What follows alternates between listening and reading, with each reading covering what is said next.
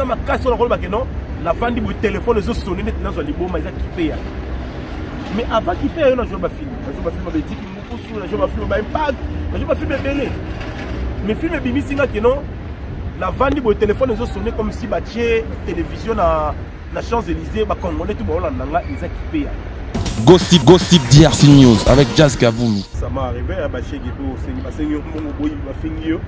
m'a déjà arrivé. Donc, ça m'a déjà arrivé que ça m'a déjà arrivé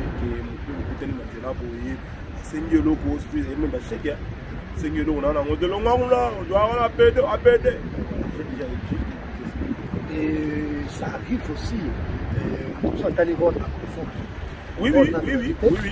On a remarqué que nous avons voilà. Ouais, ça m'a déjà arrivé d'avoir joué dans la Zénith. Parce que dans les sous un téléphone, ça y est. Mais non, parce que tous les le mec il arrêtait pas à m'embêter. Là, c'est à téléphone, ça m'a déjà arrivé. Gossip DRC News avec Jazz Kaboulou. Là comment on a boé. Là comment on a cultivé Johnny Tchakala, on a cultivé les défaits pour Loulou, on a cultivé Metapinga, on a cultivé. Mais t'as encore des belles donc tout là, mutatine ba on ani loalo. Oh là là. Donc c'est quelqu'un Aïda quand même culture nabiso qui nous a vraiment reconnaissé naé. Et si Kazali n'a que c'était un ami, on a régulièrement donné un accompagner. Mais voilà. Gossip DRC News avec Jazz Kaboulou. To benyevier azaki PD na quartier abanoka ngasuki. Anok dans ye quartier na biso mobimba ba maman na biso yim tanoka ngasuki. Et na s'inspirer plus que pas là. Donc yenim ta inspiranga yenim ta pesanga vraiment sens il y a rôle wana na s'inspira plus c'est pas na personnage il y a vraiment yango za la sur scène mais ba totalement ba ebiete ba tout ba ki ba zama so ba moni nga na ojo ba oh vraiment na voilà na bo tanga kombo na ye te comme la richesse na pesa kombo la richesse ça maman mille Gossip DRC News avec Jazz Kaboulou. Ça que là groupe vraiment et boostanga si je peux dire ça comme ça et boostanga j'avais des talents j'avais des succès mais là on a une sinar et boostinga donc et fait la visibilité vu que là dans avec na ndero sinak na le gana CCTV de chaîne nous ba non le gana na Kinshasa et là na côté la sinak RTG dans qui Kumbashi donc est-ce que comment mobimba RTG ba le gozora je crois que ba sito ba chaîne parmi et côté na satellite moi liboso. Salut tout le monde, c'est votre artiste Inosbi, le jeune leader Yamboka, le Molodo et leader. C'est juste pour vous recommander de vous abonner massivement sur la best chaîne YouTube, Gossip DRC News, #1 on YouTube. Gossip DRC News. Le savoir ne ment pas. Appelez-moi The Game. Gossip DRC News avec Jazz Kaboulou. Hein? On parle plus trop. Presse en ligne. Avec intelligence, avec sagesse, tout ça. Pas trop de polémique. Ce qui on mélange pas les torsons et les serviettes. Hein? Nous on est serviettes. On ne dépend pas des torsons. Gossip DRC News avec Jazz Kaboulou. De belles interviews, de belles collaborations, de belles images. Parole de Fabregas. Yo, alerte générale, abonnez-vous sur Gossip RDC News. Ciao, Gossip DRC News. Les boss, ah. Voilà, vous nous suivez depuis Louise dans Bizoyo, on n'a pas dit, vous comprenez, on a Champs-Élysées, il y a Bruxelles, donc Sikarabi, Tozali Aboye, Poto Yamba Moko, il y a Pantisango mais Yambo Kanabiso, en tout cas de génération en génération, en tout cas, Barobo Sanaraye jamais passé à Maka, par exemple, Prince Naye, Oitali Bongo, Comédie, lui c'est Mike la Duchesse, et tout notre Yambaye, normalement, et Nagata Nakouté, parce que ça bon en Belgique. Il faut que tambour, tout le monde a dit que Zali m'a expliqué pour une petite histoire. Mike la Duchesse par le passé a joué qui va rôle belé dans la carrière na tout et tout mais il y a ça succès à interpréter bon rôle donc en parodie à homosexuel. Et place on a des explosion de la carrière na a ça tellement qui OK on te belé tout autant alors tu vas théâtre on n'a pas créé qui toko va célébrer ba rôle on peut qui toko va jouer mais tant que jouer rôle oh va donner que la sonne de jouer kala ça la peut succès car encore la Mike la richesse donc encore une fois c'est un plaisir et nous signalons qu'il y a j'ai dit merci à Yoyo Casserole, merci pour Go Belisha, bisous et gros merci et des grands merci également à Tite Madilou, pourquoi pas, et on va pas oublier il y a Anto Meta et voilà il y a Anto Meta Mouy maman na Kisaka di Madebou merci na bango merci na batinyoso voilà on a biso de partout et si ce plateau Mike la richesse au quartier la Kimba mon et ça mama kitoko et Mike quand tu as déjà la chance et ça me fait plaisir et bien habillé donc Jika Penza Baby ouais ça va papa Zaï tu as goûté un bon canard oui on a la Zara oh tu es à Bruxelles tu es à Place Stéphanie Stéphanie ah donc Place Stéphanie avait dit Louise tout trois Place Stéphanie en Ngoyo. Donc normalement on a été maillé sur Manarawa. On a pas mis tout les deux dans la cima. Donc Avenue Louise c'est de l'autre côté. Donc de l'autre côté. Ah, ouais. Donc tout ça c'est Avenue Louise. J'adore. Mais sauf que place Oyo tu viens en Place Stéphanie parce que ça arrive à tram et voilà. Et Ming na été à et ça encore à Châtelet. Voilà, on a été au ambiance, donc voilà quoi. Voilà, Mike, tu as dit et ça les choses bien. Tu es peu déjà qui na groupe Japon Sina. Là pour ça là explosion na yo, ça a fait sur Kunate. Pour ça groupe non c'est ça. Ouais, dans ça groupe na Mike groupe les artistes. Ils ont démarré bien. Autour de place ainsi qu'à répétition avec Pwanza. C'est là où je lance un groupe Nanga. Donc groupe Nanga Moko, mais on a gardé de très bonnes relations avec le président Caleb. On parle presque chaque semaine.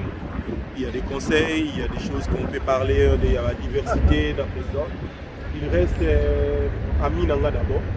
C'est mon fier, c'est mon président, mais c'est un ami aussi. Parce qu'on parle de tout sauf.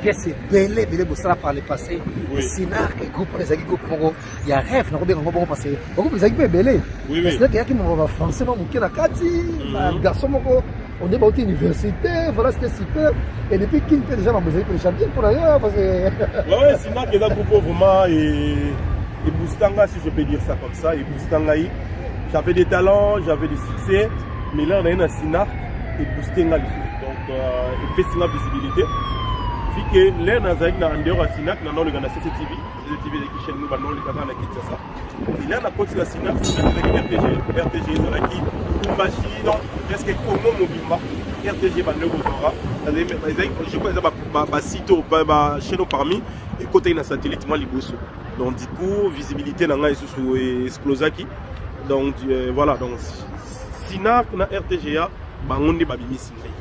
voilà et félicitations et déjà aux acquis leur mot mécaté causé par l'époque et là on va toujours un grand acteur il faut qu'est-ce qu'on dit généralement pour se métamorphoser dans voilà et donc net Mike Boytobi que voilà kitoko aux beau garçon et aux accro toujours dans le beau garçon ça n'a pas de sens pour moi moi je pense que nous doit serrer le roi yo et ils ont bien par exemple pour jouer un brigand ou pour jouer bandit pour jouer Oyo Zate d'être bien aussi au grand acteur et par le passé qu'on incarnait généralement notre bien avant un PD c'était comment déjà on les a dit gênants pour jouer rôle homosexuel ça fait pas partie de notre culture déjà dans Congo na ozaki lo homo boye o écouter qui réputation là il y a même des gens jusqu'aujourd'hui se demandent des questions est-ce que le mec il est comme ça ou pas donc voilà il y a beaucoup de gens jusqu'aujourd'hui mis tout dans ma question c'était pas facile au début il y avait pas mal de critiques il y avait pas mal des insultes aussi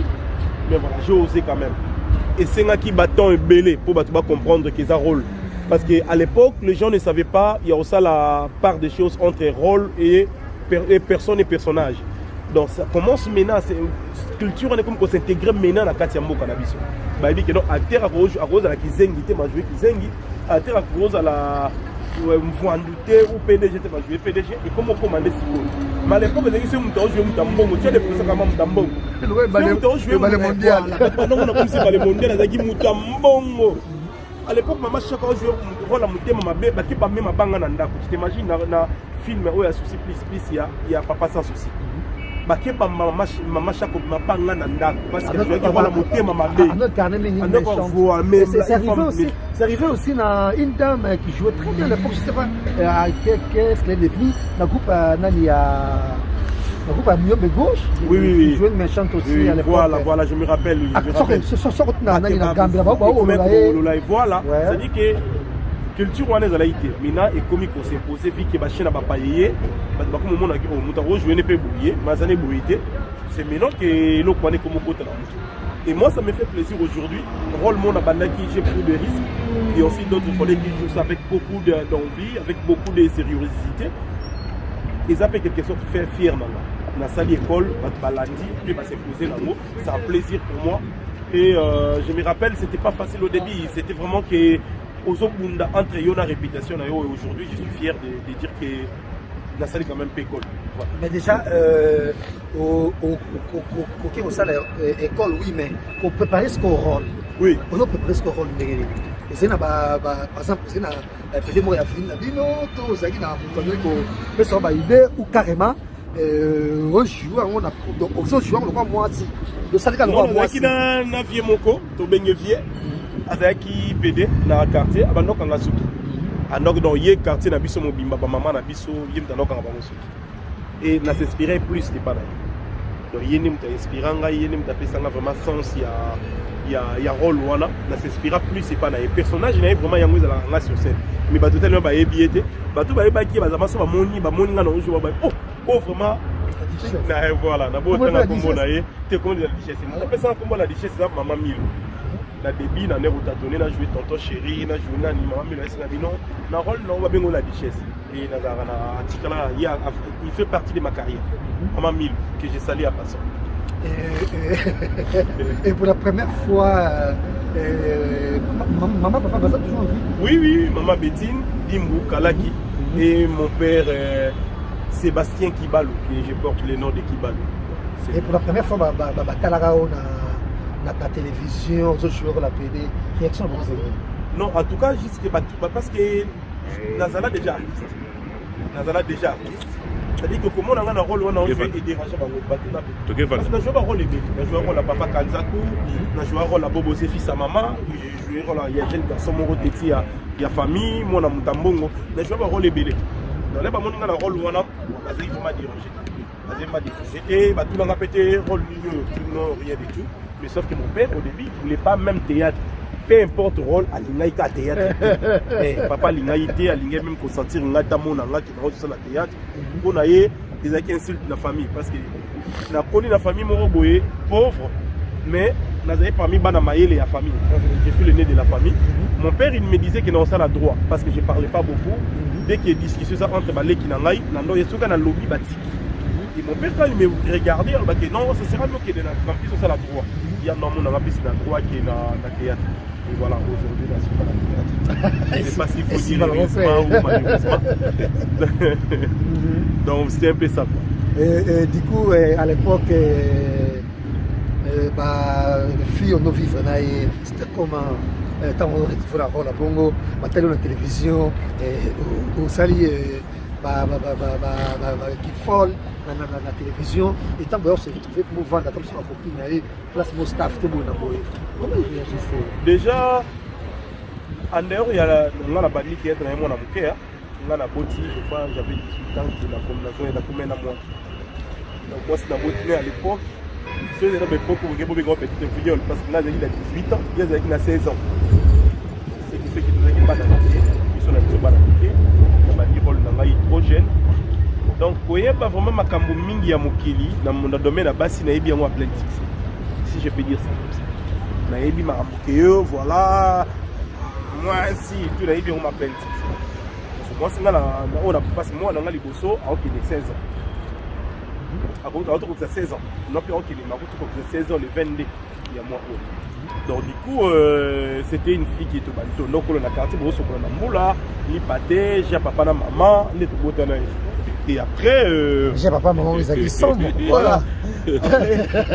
Après, ça arrivait. Il arriva où il arriva. Donc, on a parce qu'il y a mon Kilimakasi à plein de succès. Donc, dans le monde, il y a déjà mon mieux. Pour avoir un succès. Ça, déjà, dans la donc, inutile même de parler. Parce que déjà, il y a qui va prendre des bandes.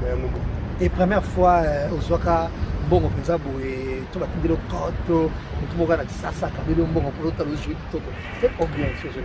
Non, c'était premier fois Mbongo Belé. Ça m'est arrivé avec Bakabela Rambo. Mais Mbongo na Simba il a belé pour la première fois. J'ai dit bien pour la première fois. Parce qu'après on a Simba c'était Loalo. Trésor Loalo qui j'ai sali à passant. Comme si tu vas dans un studio foot là na studio moro na Kitambo. Tu vas dans ndako moko. Na mon appel moi écoute. Alors oui. Ouais la duchesse ouais. Loalo.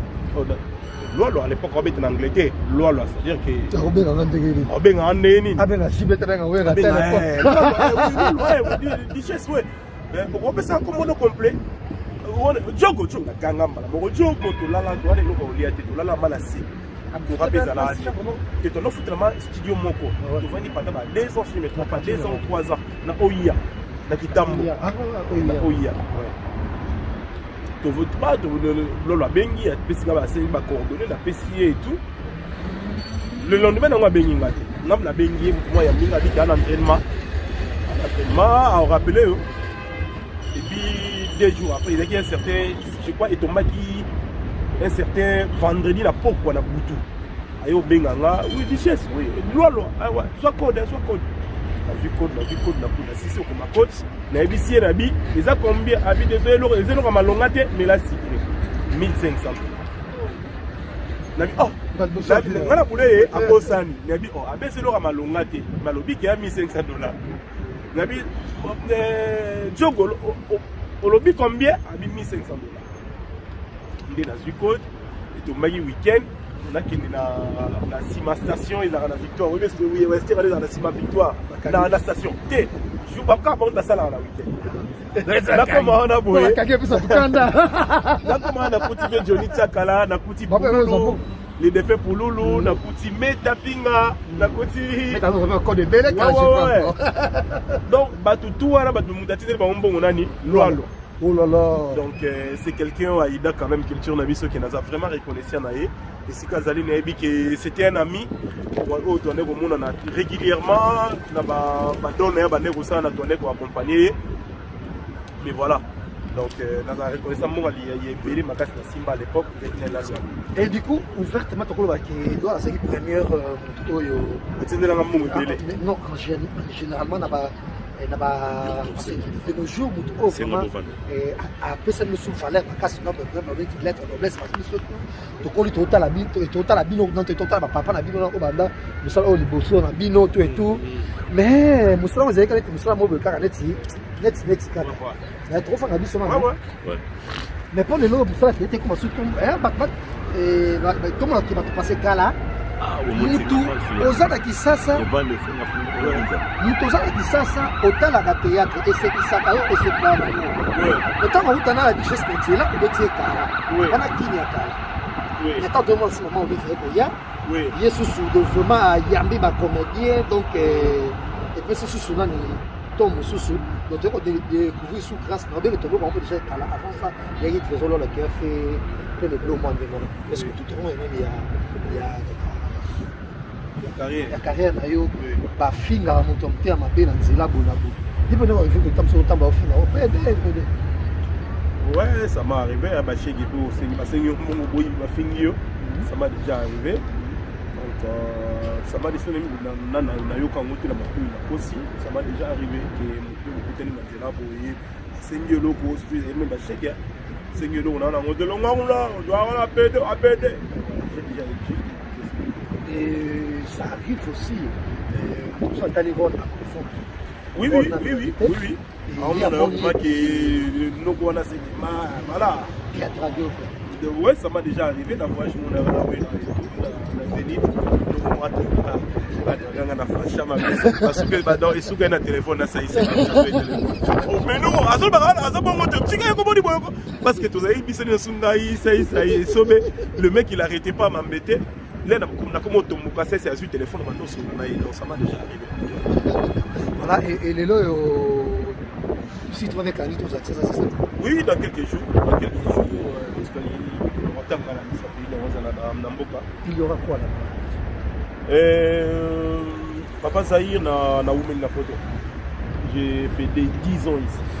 Déjà 10 ans. J'ai fait 10 ans en Europe. De 2011 à 2021, 10 ans. Et j'ai mis mes pieds ici. Première fois, on a eu pour en 2010. La zone en 2011, là, les lots, on a eu 10 ans. Moi, on a bossé à Yadiboso à 7 ans. C'est-à-dire que je me suis dit, expérience à Poto, j'en ai. Et j'ai aussi une maman qui est malade. Là, je ne peux pas. C'est quelque chose que je n'ai jamais dit ça à la télé. Ma mère, elle est faible.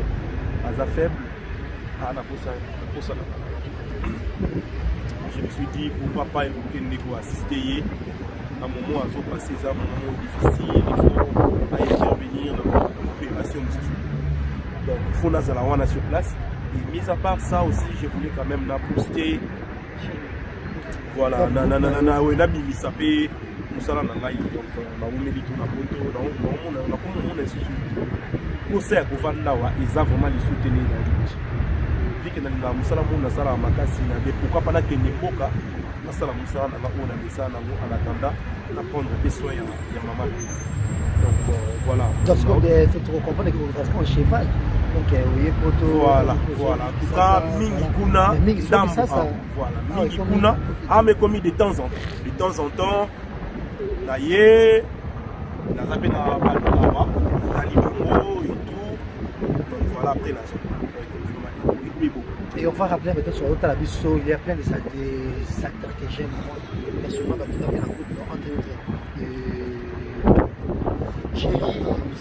Géry, Grâce, qui d'autre, c'est belé, c'est vraiment belé, et nani, moi nani, vas-y belé, comment vous jouez chacun, il faut la mettre ça, la télévision, non, la télévision, on a quelques contacts là, ma chaîne à télévision. Dans la télévision, on a relancé un groupe. Déjà, dans la chaîne, moi, il y a les rappels sur tout ça, là, on peut déjà faire donc pour ne pas citer les noms, au moins, on les appelle la chaîne de télévision. Toujours la richesse. La richesse, oui, mais voilà, il faut qu'on se le dise avec le temps. Rôle à la richesse, c'est comique au col, la comme aux âge. Il faut qu'on se le dise, la comme au moins, il faut payer.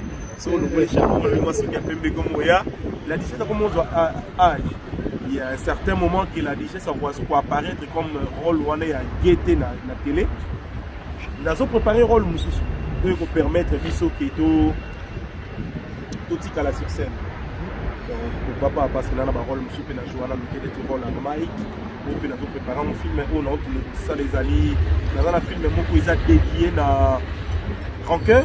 Ils ont dédié à Tetenda et moi, c'est Rachel Fouta. Donc, Rancœur, titre film Mango. Dans un film, titre de Rancœur, le quoi, c'est pour héritier. Voilà, c'est pour héritier. Et héritier, ça paraît un film, on a parce qu'on n'arrête pas de parler de ça. On a discuté plusieurs fois sur au téléphone par rapport au projet.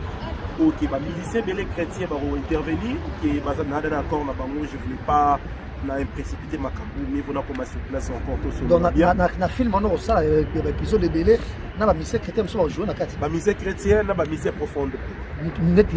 Net, ça me semble dans ça la moka. Voilà. Mais c'est pour toujours c'est Marie, hein, mais pas à Calais. À jouer à Penabiso. La mission chrétienne, je suis là, il demande là, va répondre là, et pour moi flash, la mission ming bazar la carte à Madjabou. Donc, on a dans la boîte de Combo, mais la majorité bazar par l'ambassadeur à Madjabou. Papa Mike, ça me fait plaisir. Papa Mike, et ça va dire du plaisir. Vraiment, donc, d'abord, c'était pas comme, mais au moins, vous avez dit bazar par l'ambassadeur à Madjabou.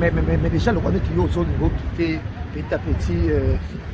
Rôle on a la richesse au jouer ce qu'on attaque Mike peut-être Mike frère Mike Kalambay tout le monde est ce qu'on a rôle gay par exemple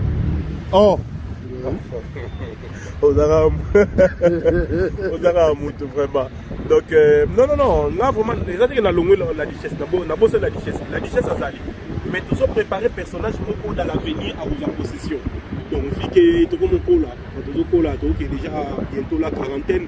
Donc, du coup, tout ça là qui non, tout préparer le rôle, moi, eux, vous relève les artistes. Parce que l'artiste a dit qu'elle a peine à faire Moroté. Tous les artistes, ils ont dans l'introduction émission, on a polyvalent. On a joué à un rôle de mon côté. Maintenant, on a fait ma face, ma casquette, il y a artiste. Donc voilà, c'est un peu ça. Mais c'est quand on rappelle que nous sommes en train que, en tout cas, rôle en web, on a un rôle ici qui est le Sali Marmaminene. Et tu reçois par exemple Kader, Papi Kader, tant que qui a joué un rôle de Belé, il faisait des comédies, c'était bien. Mais tant qu'on jouait, Pédé, Simba épée.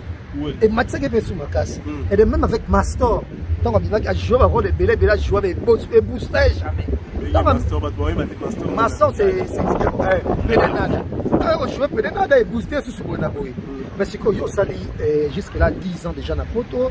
Et pour te faire un peu comme on fait fertile d'esprit.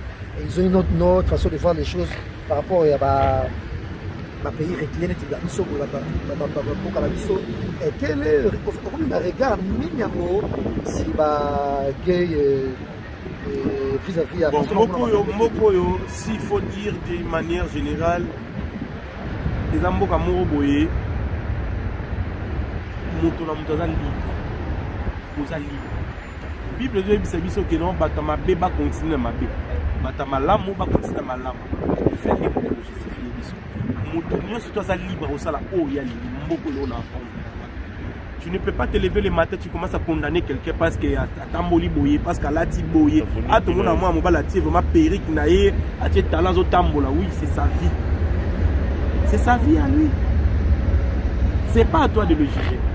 Les amours, ils ont la liberté. Mais quelque part, étant qu'artiste, je me suis trop inspiré dans beaucoup. Par rapport à scène, par rapport à mise en scène, par rapport à réalisation, Toza Moussika Robimanagé. Non plus que Toza même n'apporte à ghetto, mais Toza Moussika quand même y apporte Poto Bimanagé. C'est-à-dire que Moko est apprendre un macamodèle. Les amboka Moroboye, esprit fait à la libre, fait à la large, pour na mutu à sa sortir de où il y a la salle. Mais c'est quoi la question tant les gars dans la richesse, on a pas question sur le mais tout dans la richesse. Pourquoi toujours dans la scène là ils sont toujours caricatural, il y a homosexuel, jamais ça la rôle moi tant sur homosexuel moi il y a avocat, homosexuel il y a médecin, souvent ça homosexuel moi il y a donc il est kizengi donc il fait et l'homme on sait que ça va battre donc quelque part tam sur comme on a vu nous pas sur Ramabé donc même nous sommes hétérosexuels sont tam pas Mabé sur Mabé to bona boza pe Mabé to mtu opo moni asa hétérosexuel mais pas mter Mabé on même souvent on appelle homosexuel un peu mter Mabé nous sommes hétérosexuels ça qui zengi na contredire yote pour ça ra toujours homosexuel la rôle ka disait toujours pas na ndeko moya gay na mboko na kutana ndeko moya gay kana ngata masolo a dina sepela no azaka kola binga na botama mobile botama ya kitcha sana na Kongo na Lubumbashi maman nanga za na posa mwana mwasi papa la kaka elupa biso botolinga mwana mwasi na opesa ondako maman na kati ya na esengo wana bike no mwana nga na okoti tellement na époque ba échographie na Congo na mboka mpeza la mama komo sombaka bilamba basi alatsara bana mwana bila asombila mwana bilamba ya basi mwana na abotama ete mwana robota babotami abotami mobali mama za na déçu bilamba da somba nyonso tu ya bana basi mama za ki déçu a continuer kolatsa mwana ya mobali bilamba ya bana basi atetaka yende ko mwana mwasi abengaki princesse na mwana koli atikali na image na guana ya mutu mama bengaki mwana mwasi et tout et puis azalaki mwana mobali ni moko mais abengaki mwana mwasi na souci ya mwasi na lengo abi natikala bongo na koli bongo singo mona na lati bongo mona lata mbata tini mais na c'est au fond il y a des gens comme ça. Mais il a dit quoi en fait? Ah bien comme normalement non en tout cas finaye c'est ça la bête langati Mais dis-moi, Abike, voilà, dans la salon de coiffure, il y a Gérard Maramnaye et tout. Voilà, ils ont fini. Mais Aza Guété, Aza PDT, mais c'est vrai que dans l'Obaka, Boye, mais dans l'Imana Mobilité, voilà, ils ont fini. Moutuni, on a il y a qui bon moi c'était un PD. Chez nous les Congolais, quand tu vois un homme qui parle comme une femme, tu te dis il sort avec les hommes. Pas tout le monde.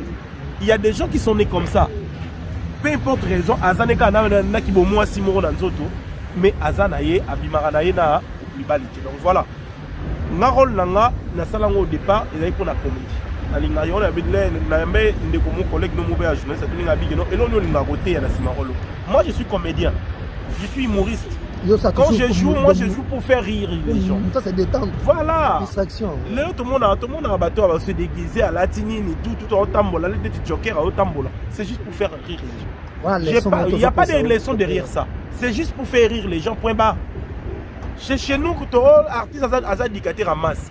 Je ne comprends que et pas la biso va congolais quand va congolais va indicaté en masse. Barambo, commando, na États-Unis va indicaté en masse. C'est quand biso na congolais va indicaté en masse.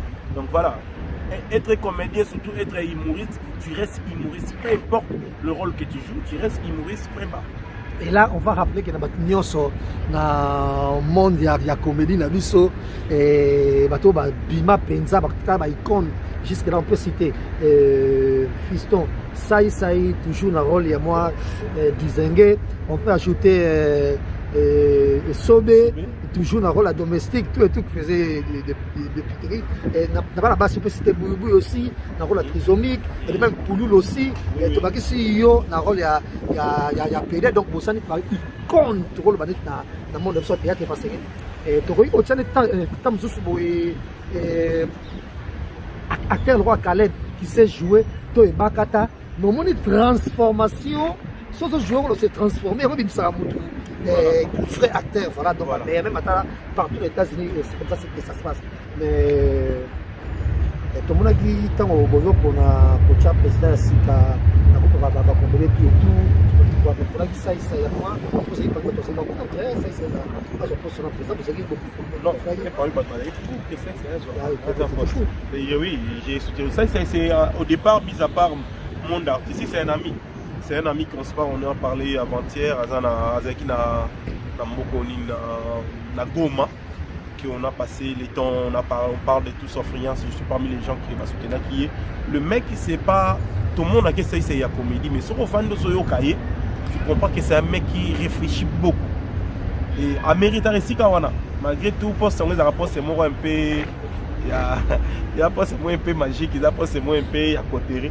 Mais quelque part, un peu, par exemple, moi, raison, parce que après, on devient un groupe sauté, apparemment. Dans la télévision, ça y est. Non, mais il est artiste comédien.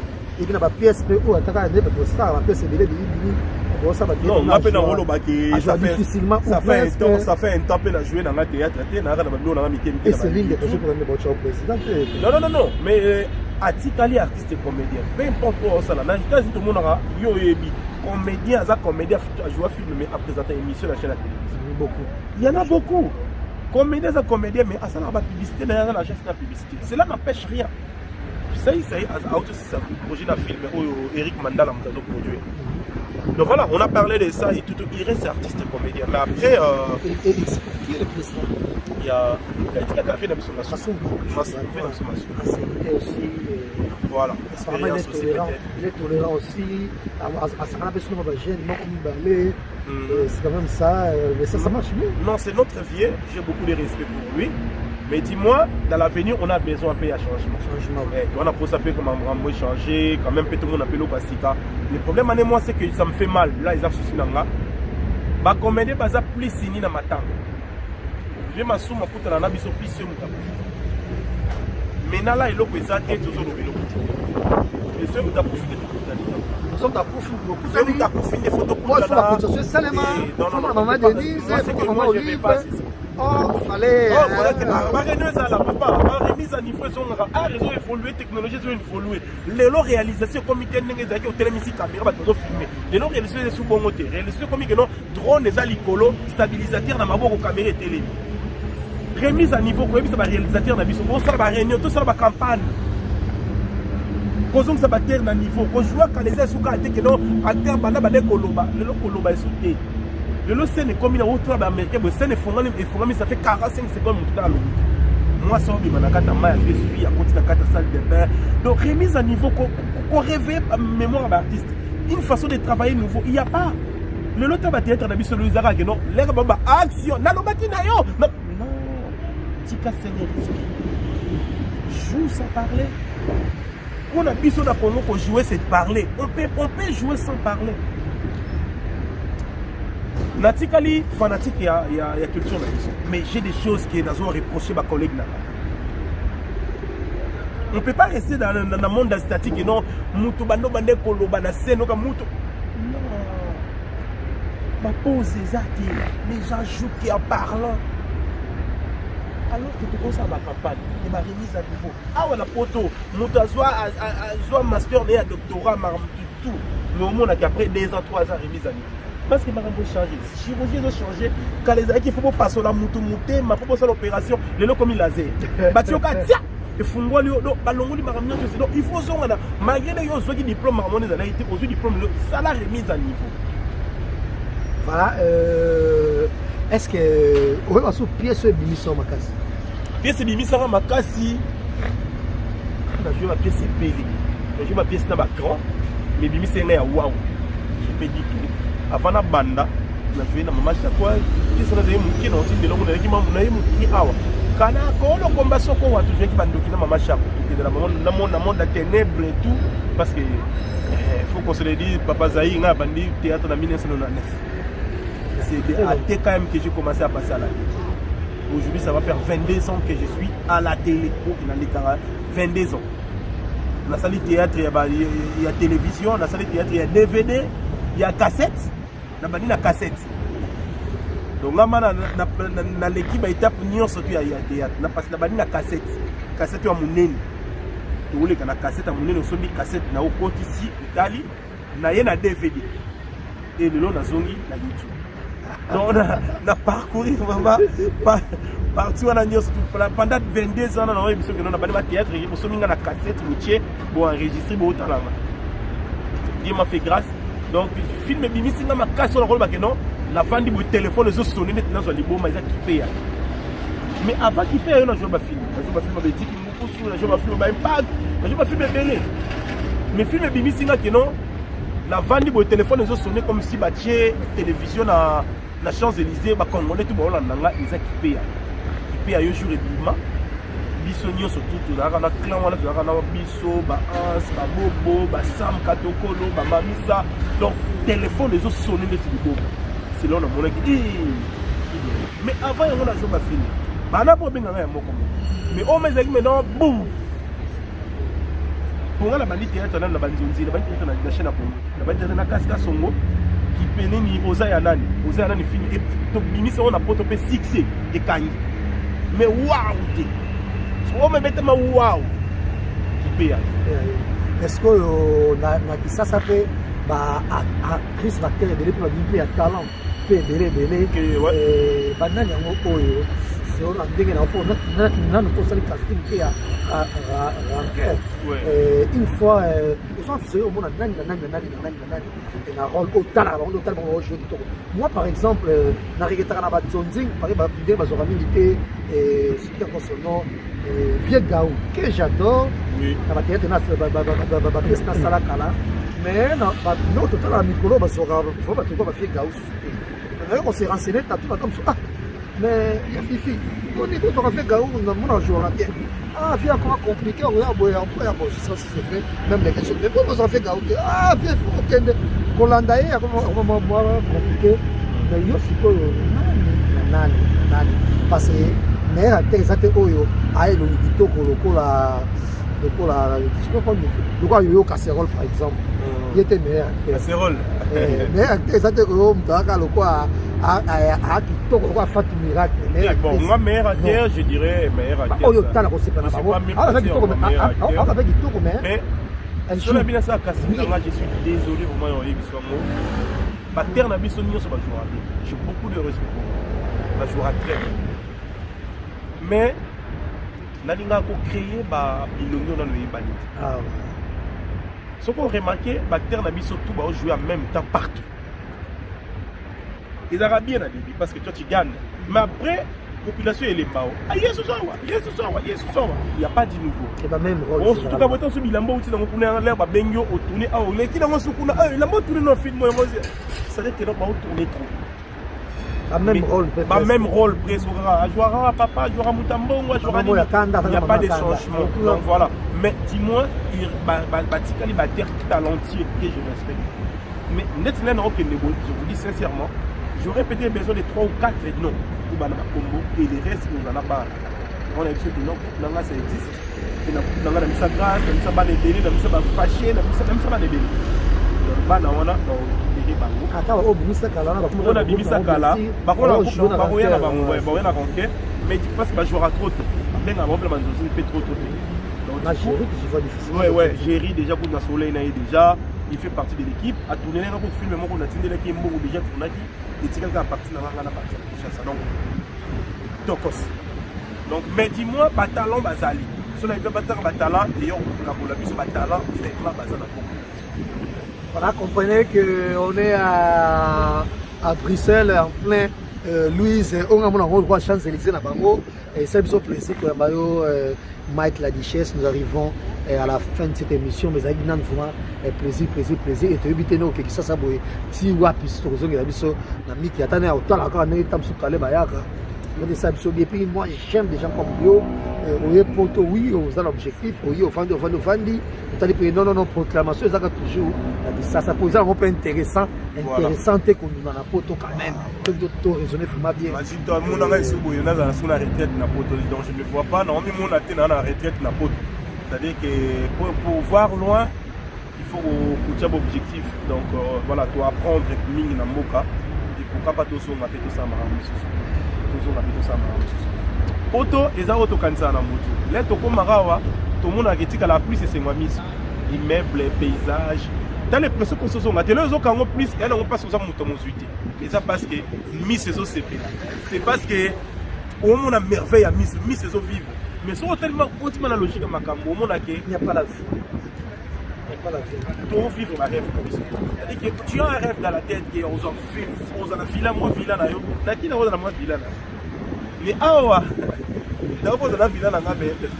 Yo ngona ngwa esi na ngana sala ba. Yo ngona esi la bala de ba sisi. Qui sait que bref comment ça bisi ngona ngo muso. Voilà. Mais j'ai joie de vivre.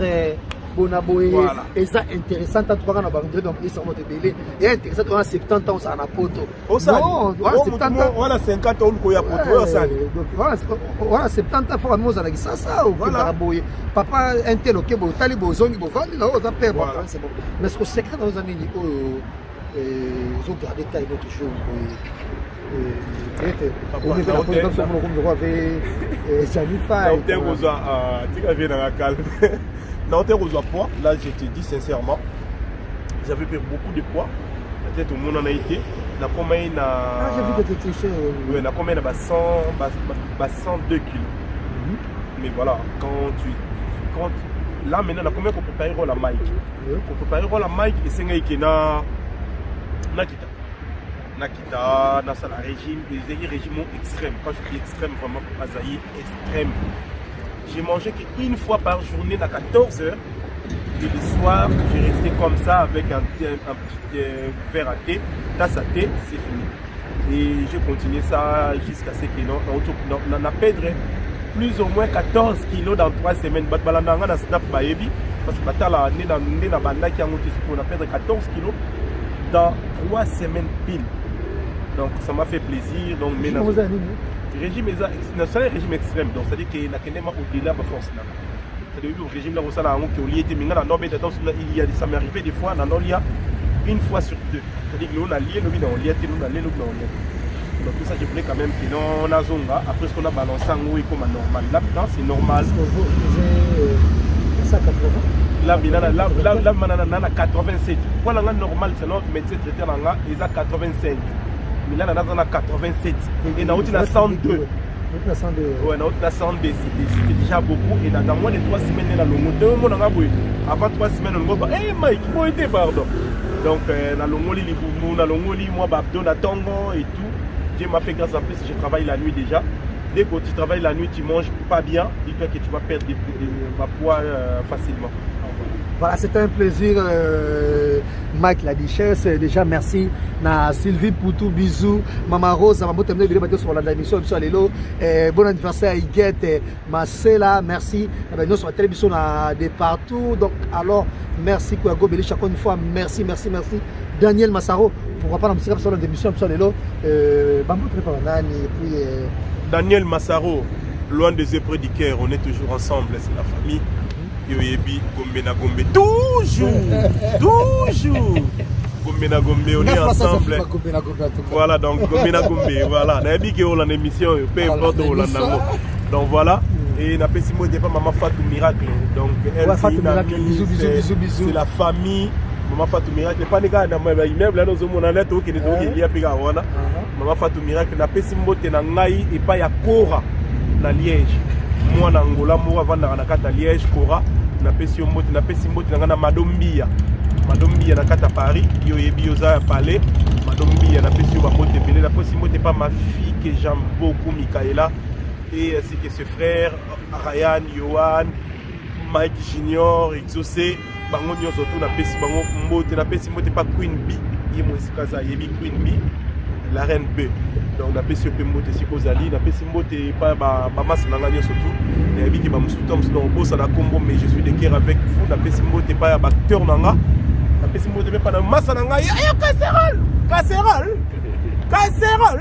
voilà massa nanga ya tongo ya kinini yo casserole na pesi ba mbote belé sans oublier Blandine Kalombo Yoyebi Yosa Palais Tima voilà Queen B donc voilà ba musuba kombo musezo ki ma mena yebi etam ce titre ba couper na émission ba kombo eku ya na pesi mbote na Dani Tsunami Dani Bokombe Tsunami Yoyebi DB Pacific Fondation Pacific Fondation Dani Bokombe Tsunami pembeni ya Queen Izaneyo. Donc voilà, la famille reste sacrée. On est ensemble.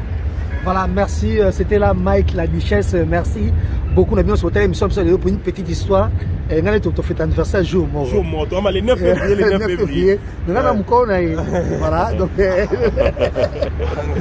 ça. On a une année.